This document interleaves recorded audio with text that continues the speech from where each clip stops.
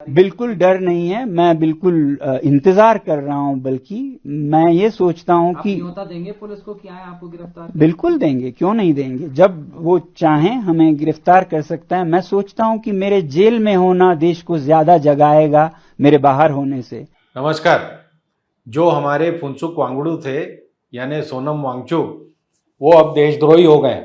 उनको देशद्रोही करार कर दिया गया है। 2016 में जब ये गवर्नमेंट थी तब उनको मैगेसे से पुरस्कार मिला था, तो बड़ा बधाई दी जा रही थी, प्रधानमंत्री के साथ दिखाई दे रहे थे और सब दुनिया भर की कहानी। लेकिन अब उससे पुरानी कहानी शुरू की गई है कि ये फुनसुक वांगडू जो है ये 2005 में अमेरिका से मिला था, 2007 में मोहम्मद यूनूस का साथी था, इसकी बीवी अमेरिकन है, इसका वो, अब सब उसमें बुराइयां दिखाई दे रही हैं। ये पिछले 10-12 साल में हमको जब से आज़ादी मिली है तो हमें बुद्धि से भी आज़ाद कर दिया गया। बुद्धि से कोई काम नहीं अब आपका, क्योंकि कबीर का एक पुराना दोहा है, करत करत अभ्यास थे जड़मती होत सुजान, रसरी आवत जात ते सिल पर पड़त निशान। यानी अभ्यास करते रहोगे तो जड़मती यानी बेवकूफ़ आदमी भी सुजान हो जाता है, होशियार हो जाता है।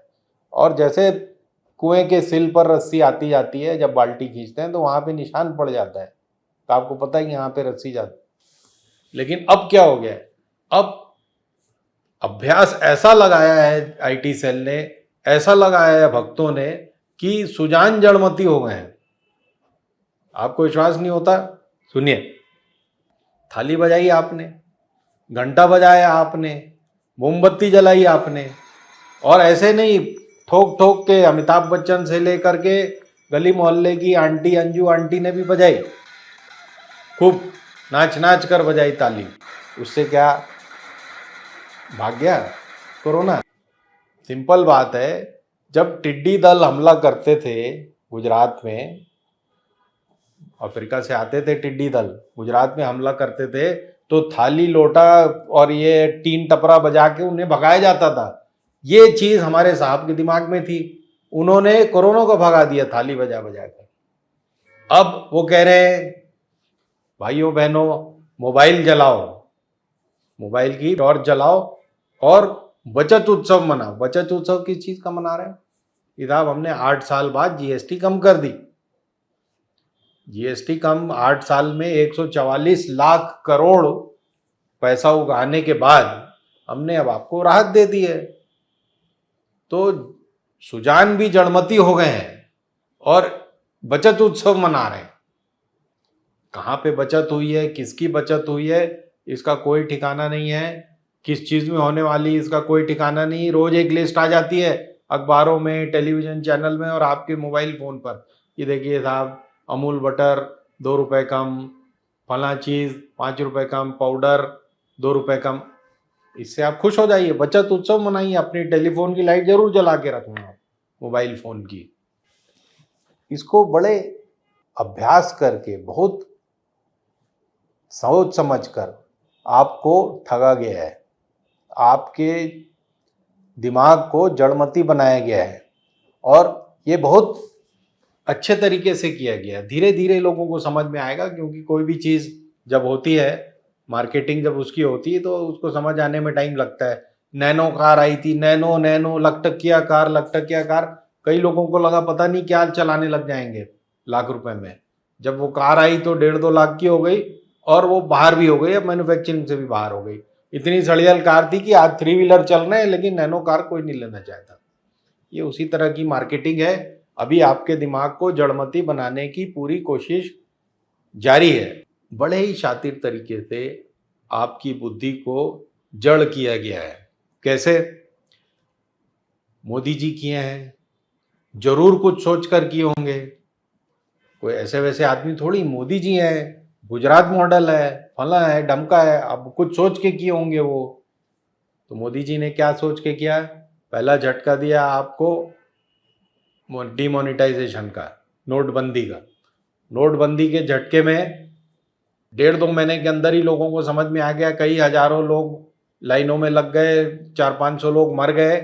उसके बाद धीरे धीरे समझ में आने लग गया, तो साहब रो गा कर भी बताने लग गए कि मुझे 50 दिन का टाइम दो, मैं सब ठीक कर दूंगा।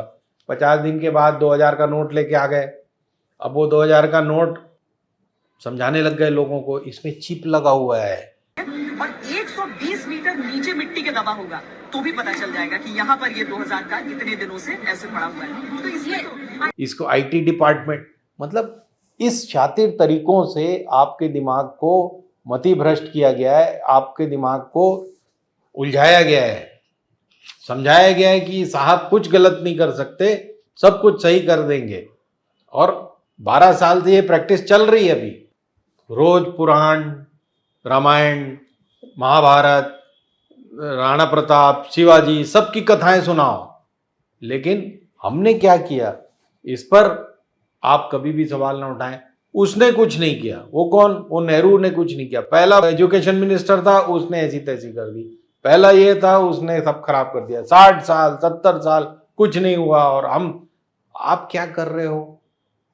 आपको मौका दिया गया, इसीलिए क्या आप हमें जड़ बनाने के अलावा और कुछ कर पा रहे हो क्या? नहीं, development development development development at what cost, इस बारे में कभी कोई बात नहीं करता। और डेवलपमेंट जो पिछले 12-14 साल में हुआ है, उसके सारे ब्रिज और सारे रोड और सब की हालत आप देख लीजिए। डेवलपमेंट हो रहा है। 50,000 करोड़ का जो 55,000 करोड़ का जो कर्जा था देश पर, वो आज 4 लाख करोड़ का हो गया है। यानी 3.5 लाख करोड़ रुपए ज्यादा का कर्ज चढ़ गया है पिछले 10-12 साल में। ये पूरे 55,000 करोड़ 70 साल में चढ़ा था। ये 10-12 साल में इतना चढ़ा करके सब प्लेन और ट्रेन और दुनिया भर की अपनी गाड़ियां वाड़ियां सब खरीद कर ऐश कर रहे हैं, ये नहीं दिखाई दे रहा। लेकिन आपको रोज वीडियो पर दिखाया जाता है कि ऐसी ट्रेन बनाएंगे, 2022 में डबल कर देंगे, 2047 में विश्व के नंबर 1 हो जाएंगे, विश्व गुरु विश्व गुरु। लोग उलझे हुए अभी भी बहुत सारे। अब मोदी जी की देखा देखी, उनकी जो फौज है वो भी, को सुप्रीम कोर्ट ने कहा है कि गोबर डायमंड के समान है। आईफोन आया जी, आईफोन देखिए, विश्व की नंबर 1 कंपनी ने सैफरॉन कलर का आईफोन निकाल दिया। दुनिया के सबसे हाईटेक कंपनी के सबसे हाईटेक प्रोडक्ट के ऊपर भी भगवा नजर आने लगा है। हार्वर्ड कैसे जाएंगे बच्चे? अरे हार्वर्ड को यहां लाएंगे हम, अमेरिकियों को यहां लाइन में लगवाएंगे हम। ऐसी कहानियां सुनाते रहो जनता को कि पूरा अमेरिका वीजा लेने के लिए लाइन में खड़ा हो। ये मेरा सपना है। मैं अमेरिका हूं, उसके बजाय मैं ऐसा देश चाहूंगा कि अमेरिका को लाइन लगा के वीजा लेने के लिए खड़ा होना पड़े। पहले चलो, क्या फर्क पड़ रहा है? जनता है, मूर्ख है, आपको चुनकर ले आई है, या और भी जिस तरीके से आप आए हो नहीं कहा जा सकता, उस पर डिसीजन अभी बाकी है। लेकिन आप हो आज सत्ता में, तो कम से कम इन शातिराना तरीकों से लोगों को उलझाओ मत। आपकी टीम फुल टाइम लगी हुई है। अब ये जो भी सुनेगा देखेगा, वो कहेगा कि आप देशद्रोही हो, आप मोदी विरोधी हो, आप फुनसुक वांगड़ू हो। अब कहे क्या कर सकते हैं? जब तक कि सारी जनता की आंखें नहीं खुल जाती या हम भुखमरी के द्वार पर नहीं पहुंच जाते, तब तक ये चलता रहेगा। क्योंकि आम जनता जब देखती है कि उसके सामने एक बुद्धिमान आदमी खड़ा है और एक मूर्ख बाबा खड़ा है, तो मूर्ख बाबा को चुनती है। ये हमारी नियति है। धन्यवाद।